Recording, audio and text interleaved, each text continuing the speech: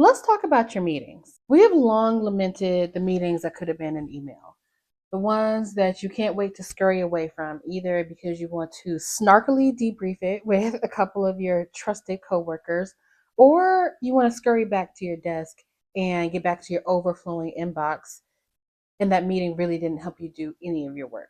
And I'll be honest, I've been in all three of those positions. I have hosted unengaging meetings. I have definitely participated in the meeting after the meeting. And there's some meetings that I just roll my eyes as I run back to my cubicle because I have so much work to do. So in this video, I'm going to talk about hosting and facilitating meetings that people really enjoy, or at least don't hate. So we're going to talk about meetings today as what they are: events. We'll go through whether you should just send an email instead, how to design a meeting so that it feels very purposeful, and how to use structure without completely killing the vibe of the meeting. I will also just kind of share a couple of tools and tips that you can use to kind of jump in immediately if you want to improve the meetings that you're having. For some reason, people tend to not think of meetings as what they actually are, which are small or mid-sized or large-scale events. People have jobs as meeting facilitators. For a meeting, you can have a guest list, printed agendas, planned group activities, sometimes even vendors, whether that's food, whether that's tech, AV, all of those different things. Meetings are events. Conferences are essentially thought of as events, and they're basically large scale, multi stakeholder meetings. So we need to start thinking of our meetings as events and start planning for them as such. So for meetings and large events alike, the best ones are planned, prepped, facilitated, and even sometimes debriefed with a strong sense of intentionality. Whether you hand off the facilitation of meetings to someone else or you do it yourself, you have to consider the purpose and the environment that you're trying to create in this meeting. After a while, certain patterns will emerge and meetings will be easier to plan, but you can't just take for granted that things are going to just fall into place. You can find discussion protocols. You can also review your team's work and look for areas of collaboration to steer them towards, just in case they don't get there themselves. Think about the flow of the meeting. We're going to talk about all of this in a sec. So I actually went to a mini conference last year and I thought it was so well done. And one thing that was presented was this book, The Art of Gathering by Priya Parker. So now this isn't a book review, but I did want to share this because this book is about how we gather as humans. So it's not about event. Well, it is. It's about events and meetings and birthday parties and it's about all of it, the ways that we gather together as human beings.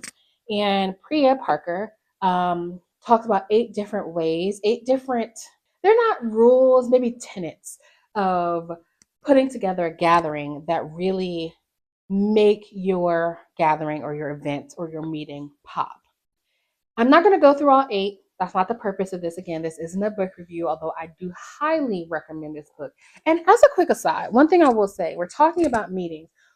When I was working in my last job with my team, we were, part of what we were doing was managing pre-college programs. And so this was a book that I had everyone, we each took a chapter. There were 8 chapters, one for each, tenant. And I think there were 7 of us on our leadership team. I took 2 chapters because as a leader, I felt like that made sense.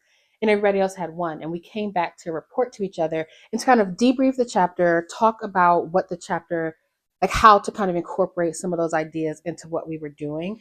And I say that to say that this was a part of a learning thing that I introduced to our meetings to give them more oomph, to give them more of a reason to be meeting. We are learning together. We are talking about how to make our programming better while incorporating ideas from this book.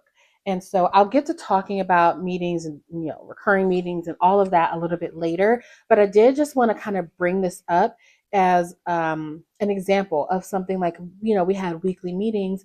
And sometimes if there wasn't a whole lot to do, sometimes I would cancel a meeting, but sometimes there's still learning that we can do together as a team. So I just thought that this was a good example. But I'm going to focus on 3 of her points. Again, I'm not going to go too far into depth into any of them. Read the book, really, it's really good. But the first chapter is called Decide Why You're Really Gathering. Why are you having these meetings? Are these meetings points of collaboration? Are they just for status updates? Are you trying to micromanage a little bit? Like what's the purpose of the meeting that you're hosting or facilitating? Decide what your meetings are for. Generally, meetings are there to collaborate and to keep people on the same page. But if there are other purposes, name that or decide that purpose and name it at the beginning of the meeting or even before the meeting.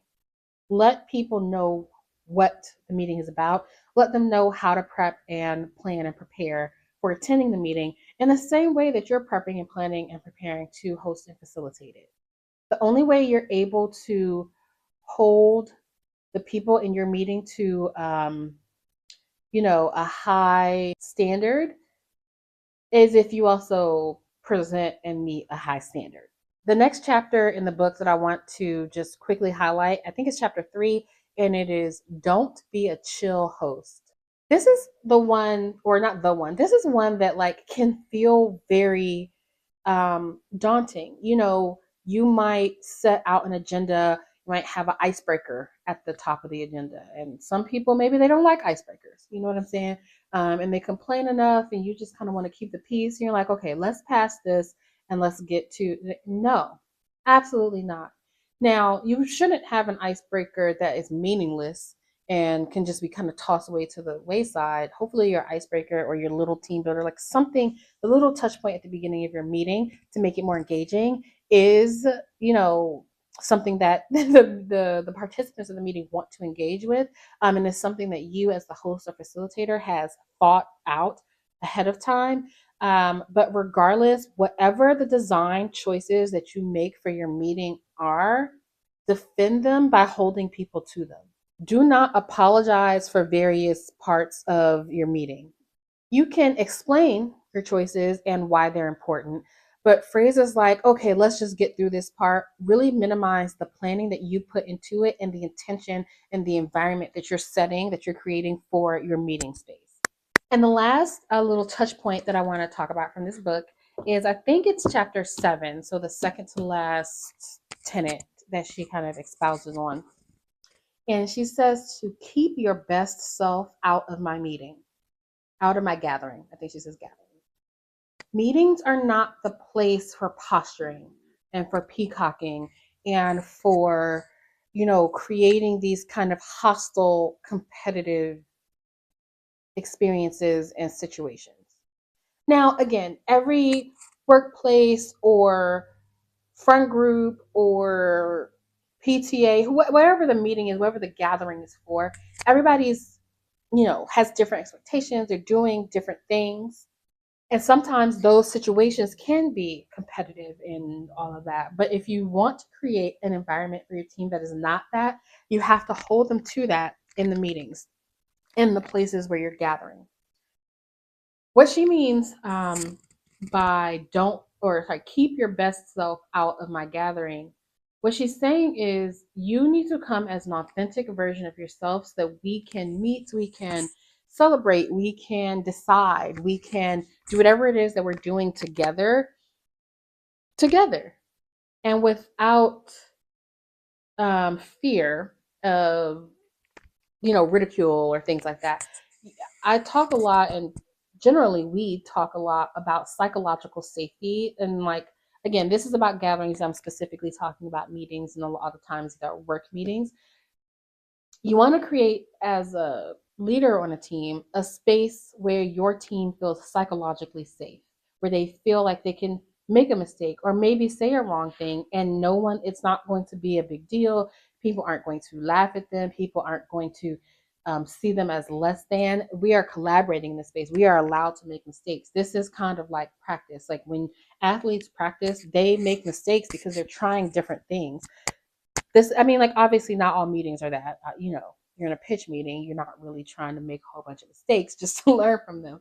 But and like obviously you can practice for the pitch meeting, so maybe that in that instance the meeting is not the practice. But regardless, We have to be able to actually have a conversation. And if you get something wrong, the world can't fall apart. And if people are only bringing their best selves to your meetings, they aren't being real and they aren't actually going to be able to solve the problems or, whatever that they're trying to get at. That's not going to be possible because they're always going to be hiding something. They're going to be holding something back, whatever, because they're trying to bring their best self. That doesn't create a space for psychological safety.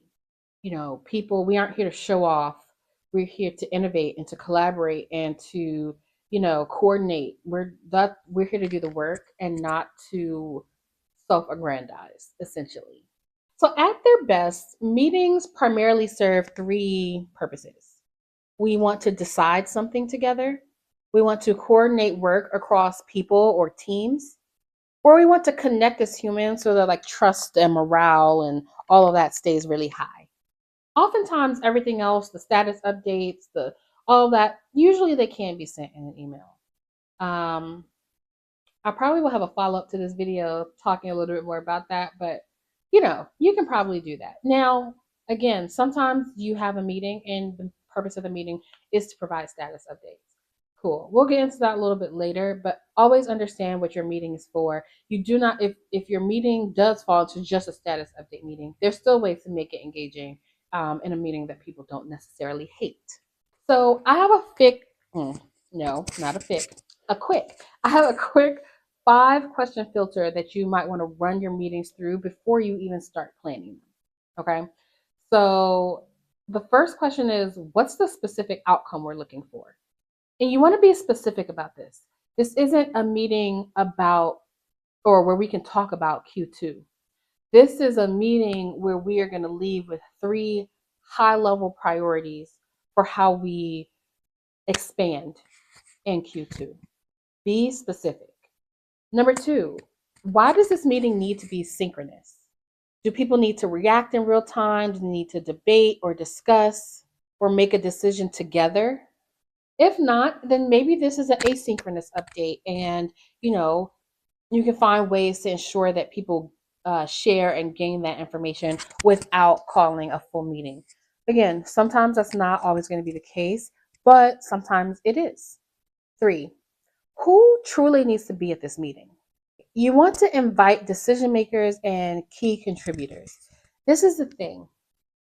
You always want to make sure you have all of the information that you need. So, for example, um, back years ago when I was an impact director at a education nonprofit, I had, let's say, 3 to 4 direct reports. They were managers. They reported directly to me, and they were each managing 1 to 2 teams of 10 people working in schools. When I needed to make a decision for our kind of like sub department, I met with my managers.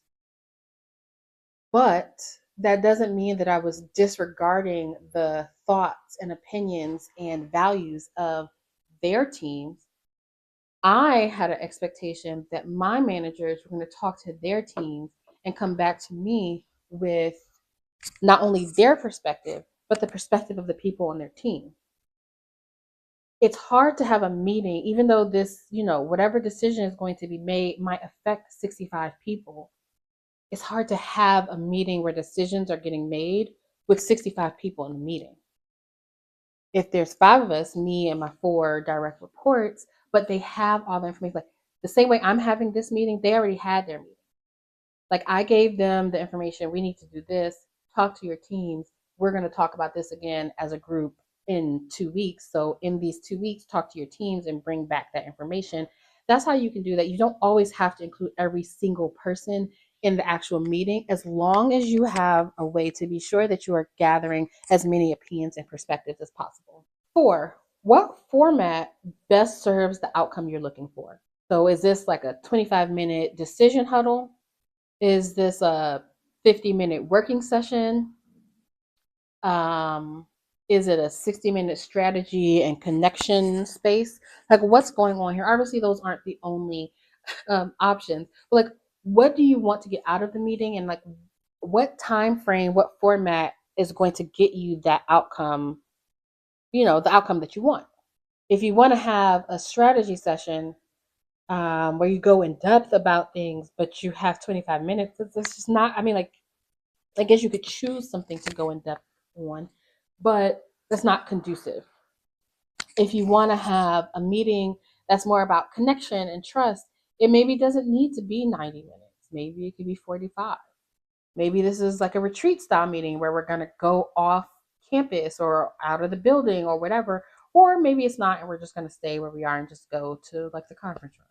What is the format? What is the location? Like, what is going to help you serve your purpose or get you to the outcome that you're looking for? And 5, what do people need to know in advance or do in advance to prepare for the meeting? Do you need to send out a briefing, a slide, a one pager, or can they just come with their general thoughts and knowledge? If there's pre work that is needed, if you need people to be versed on a topic before they get to the meeting, then you have to provide that for them and give them time to consume that information and provide some thoughts on it. Really quick, that's a great way to keep your meetings from just being information dumps. If you send out the information ahead of time and everybody is responsible for reviewing that information ahead of time, when you get to the meeting, you don't have, like, you might do some level setting just to make sure we're all on the same page as we, move forward and talk about this. But you don't have to spend half an hour, half the meeting going over the context. So once you know why you're meeting and who needs to be there, then it's easy to put together your run of show, your agenda, like how design the flow of the meeting. And whatever the purpose of the meeting is, you want to state it up front. As I think I said this already, but even if people are going to like, people don't like every single aspect of their jobs. People will always find something to complain about. And I'm not saying that as a negative thing. I'm just saying that is true. So even if people complain about the purpose of the meeting, as long as it's clear, hopefully that takes away from feeling like it's a waste of time. You might not want to come to the meeting, but that doesn't mean that there's no value in it. Also, so a strong meeting basically has 3 components: open, middle, close. For the opening, that might be 5 minutes or less. You want to do a brief welcome, like let everybody get situated, get seated, like, whatever. You might want to do a quick icebreaker or something of the sort. And that doesn't mean, I'm not asking you to do the human knot. I'm not asking you to, do trust falls. What I'm saying is you might say, okay, this meeting is to discuss our priorities for XYZ project. Can I get everybody to go around the table and give me one word or phrase that describes how you're feeling about this project now? Some places will be more open to things like this than others, but I think it's always nice to have a little touch point, just a little something that focuses everybody on the meeting. Because the other thing that happens is when people are coming from a lot of different spaces, different departments, different organizations, whatever the case is, sometimes in that first beginning part of the meeting, if you have a little icebreaker, you have a little team builder, now throughout the meeting, people might make slight references back to something somebody said in the very beginning. Or even if all you asked was everybody to share their favorite candy bar and somebody, makes a joking reference to a Butterfinger because, whatever. It allows people to build those connections based on things that happen in the meeting, and they don't have to um, only joke around with or only, really kind of interact with the people that they already know. It just gives you a little bit of one, a touch point. One, you can fill people out because, you know, if you ask something like what word describes how you're feeling about this and somebody says awful and pointless, like, okay, we're gonna follow with that person. So it gives you as the host and facilitator some information, but it also gives people some time to just kind of sit and be and move forward. Next, obviously, is the middle, the meat of the meeting. That's where the work gets done. That's where you have your discussions. That's where your decisions are made. That is where your innovations are brought forth. There can be status updates in there too, but that's where the work is happening in the middle of the meeting. And this should be a good 70 to 75% of your meeting in general. Most of it should be the work that's being done. You want to be able to present just enough context. Again, if it's something in depth that people need to know, they should already know it before they come to the meeting. And then with that context, then you move again into the discussion, into the creation, into the collaboration. And you want to have prompts ready in case people are a little bit stuck. One thing that I like to do is I love a think, pair, share.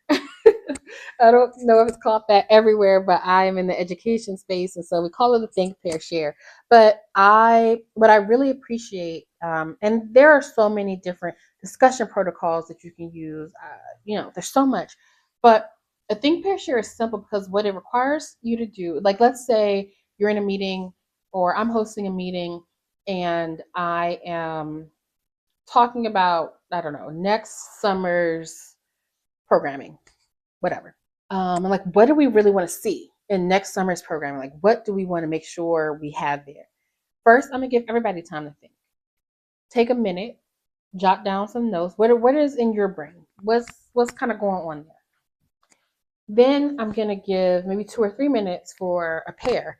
So people can pair, either pair or groups of three, small groups where they can share with each other their thoughts and just kind of get in the habit of, or not the habit, but get into the mood of like sharing. You had some time to think on your own. Now you can share with a small group, and then the share overall where the groups come together and we talk about what each group, discussed. It's a great way to engage both introverts and extroverts. There's that little bit of thinking time in the beginning, then there's that like collaborative time in the middle, and then this big group time at the end. And like I'm an introvert, and so sometimes and I need some processing time often in meetings. Like I'll be thinking, and people are like, "Are you okay?" And I'm like, I'm good. I'm just thinking." Like, and it might take me 5 minutes to kind of like pull together everything that I want to say. Um, and so I love that because it gives people time to think in their own head first and then test out that thought with a small group before they share.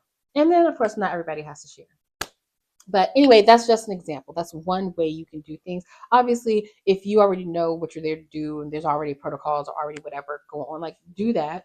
I'm just saying that there are ways to get people involved and to do the work. And that's what we should be doing in the middle. And then we have the closing, and that's where the decision is made and next steps are brought up. If we have a full parking lot, we need to decide when are we going to address this parking lot. Maybe this is not a standing meeting, so we need to talk about when is the next meeting. But you also want to confirm all of the decisions that were made in very clear language. You want to talk about who owns those decisions, what are the deadlines, and what does success look like. And then you want to agree on what gets documented and where those documents live. You could put them on, I don't know if you're a Google Workspace or Microsoft, put them on Slack, Notion, Asana, so many options. But wherever that is, the end is where those things are decided. Now we need to talk about what makes people actually want to engage and participate.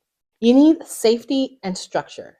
This is why you don't want to be a chill host. You want to design the flow of the meeting so that it works best for the people that you're meeting with, and then hold them to those design elements. People want to feel like they have the structure to share, to collaborate, to do what they need to do, and they have the safety and that psychological safety to do that. People show up differently when they know that their voice matters, when they know that they won't be punished for disagreeing, and when they know that the facilitator won't let the meeting spiral or be dominated by a few loud voices. The ways to do that are to set norms. One norm that people really like to get into is assume positive intent.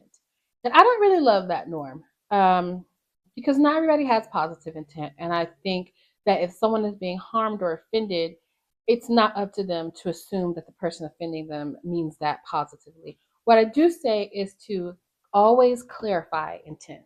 So don't assume that it's positive or negative. If you're feeling a certain way about it, clarify.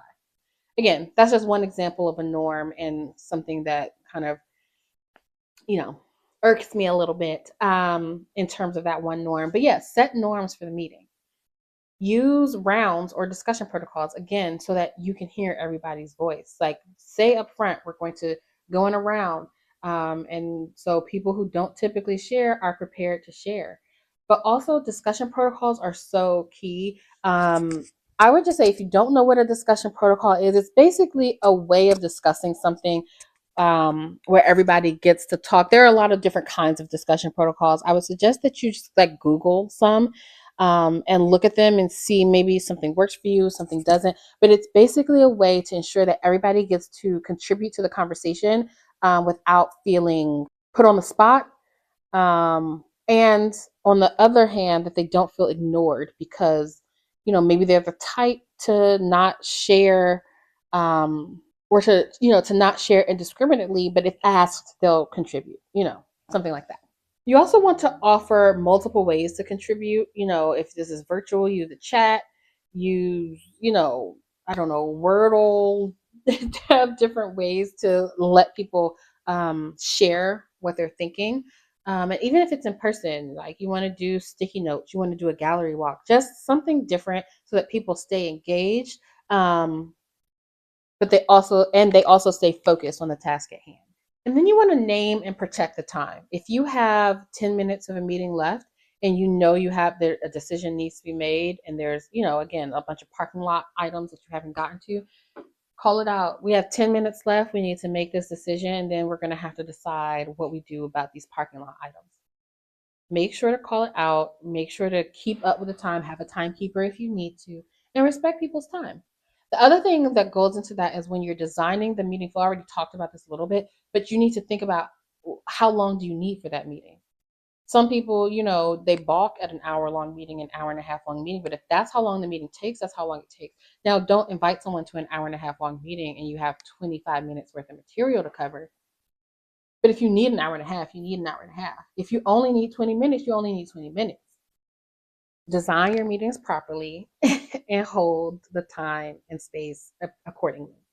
Okay, let's talk a little bit about recurring meetings because those can be a little um, difficult, but they can also be the easiest to build some of this into. Again, depending on where you are and what the context is and all of that. So, for example, in my last role, I held an hour and a half meeting every week. We had meetings, and they were on Monday. They were team meetings. Um, so did I do some status updates? Yes, because not everybody on my team was working on the same things, and while we were all working out of the same office, everybody had a different remote days, and like everybody was hybrid. So you were in an office sometimes, not in, like, it just wasn't always, we weren't always able to talk to each other about certain things. So I did give time for status updates, but I would try to really make that 15 minutes, 20 minutes max of, an hour and a half long meeting. You don't want to get mired down in status updates. But there are certain times where people need to talk. We're like, oh, I didn't realize you were doing that. We're doing this. Let's collaborate. Cool. You need that time and that space. And in my brain, I would know when people were doing things that they could collaborate on. And if they didn't say it, I would. I would like kind of nudge them to it. But what I will say is a lot of the time people turn these meetings into complete drudgery.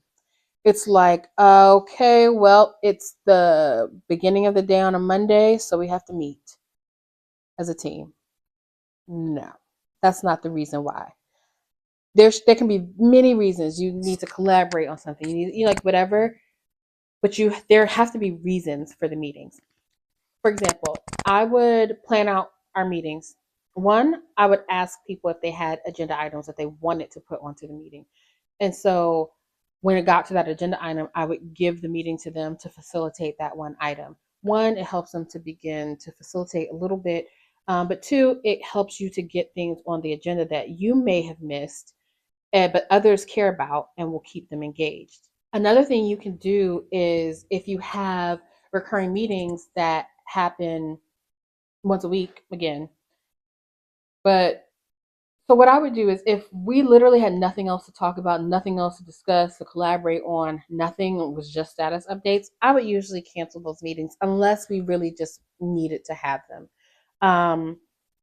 But if you're in that posture and you can cancel a meeting, let's say you have a meeting every week and you're consistently canceling 1 to 2 of those, you need to move to bi-weekly meetings or bi-monthly meetings. It means the same thing. Semi-monthly. You need to meet every 2 weeks. You need to meet every 2 weeks instead of every week. And that doesn't mean that in those off weeks that there isn't some kind of meeting happening. Maybe you're doing a learning meeting or learning gathering workshop instead. Maybe you're taking that time to do extra focused one-on-ones with some of your direct reports or indirect reports. You could be doing a lot of things, or maybe you do just give that time back and everybody just, you know, does what they need to do until the next meeting. But you need to be intentional and you need to be unafraid to change something in the cadence or in whatever the inner workings, the design of the meeting, if it's not working. So, for example, you don't want to say to your team, we're meeting because it's Monday, because it's the beginning of the week. And to get off to, I guess to get off to a good start to your week is a decent reason to have a meeting. But it's not just because it's Monday. It's not just because it's the beginning of the week. It's because it's the beginning of the week and we have the rest of the week to work. We want to align our priorities on Monday so that for the rest of the week, we're all working toward the same goal. It's not just this is our team meeting that we have every week. Again, we are collaborating here, we are innovating here, we are discussing things, we are deciding things. There's a reason that we're having this meeting every week. And also, with those changes, ask the people that you're meeting with. Like, do a quarterly meeting check-in where you just take 10 minutes of that last meeting of the quarter and say, hey, what have we done that works, that doesn't work, etc. And then, move those thoughts and changes into the next quarter. Don't be afraid to experiment again. And if, for example, if you have weekly meetings and you go to meeting twice a month because you keep canceling your meetings, but then something happens or you get more work or you realize that, oh, we actually do need to meet once a week again, change it back. I know that's a little bit easier said than done because once a time is free on people's schedule is rough, but change it back. Do what you got to do to change it back. Nothing's written in stone. Okay, I have a couple of tips, technical tips and tricks that you may want to incorporate in your meetings moving forward. First is to always send an agenda. It does not have to be fancy. It doesn't even have to be long. If this is a 25-minute huddle, just put on there what you're doing, but give people the advance notice so that they can so that they can come prepared to that meeting the same way you're prepared for that meeting. Honestly, if you don't have an agenda, you probably aren't ready to meet because your meeting doesn't have a focus. It doesn't have a clear focus. And if it does have a clear focus and it's only in your head, that's also a problem. Share the wealth, send an agenda. One quick thing is to just default to shorter meetings. Like if you typically have a 30 or 60-minute meeting, maybe consider a 25 or 55-minute meeting. Again, it's not that big of a deal. If you need the full 30, take the full 30. But if you can shorten it a little bit, it helps give a little breather before the next meeting. I look at my old work calendar or my sister's calendar. Her calendar looks wild all the time. It's like back to back to back to back. And again, I don't know the inner workings of her meetings. They might all need to be that exact amount of time. But it might feel a little bit better if she felt like there were some points to just catch your breath. So default to a little bit shorter if you can, but if you can't, again, don't waste people's time and get to what you're doing. One thing you also want to do is be very explicit about the roles of a meeting. Who's facilitating? Who's taking notes? Who is keeping time? You can rotate those roles if you want to. I've done that in the past where we rotated facilitation, we rotated notes, all of those things. We also, because like I mentioned, I was way back when managing people who worked in different locations, different schools. We would rotate the schools. One week we're at this person's school, one week we're at that person's school. And not only does it help, and obviously that's a very specific situation in terms of rotating locations, but it keeps everybody bought in. Everybody has a role, or not everybody, but the roles rotate. It keeps things refreshed. And if you do have a location rotation, it can give people a little bit of an insight to what others on their team are doing that might not come up in a status update, or it might, again, we were working in schools, so my team at school A might not think to say, oh, our school is doing this event and it's going to be really cool. They might not think to say that because it doesn't matter to the rest of the team, to my team. But if we go to that school for a meeting and the other managers can see, oh, this school is doing this event, they can say, oh, maybe we can do that event too. Get your people bought into the process, get them to be a part of it.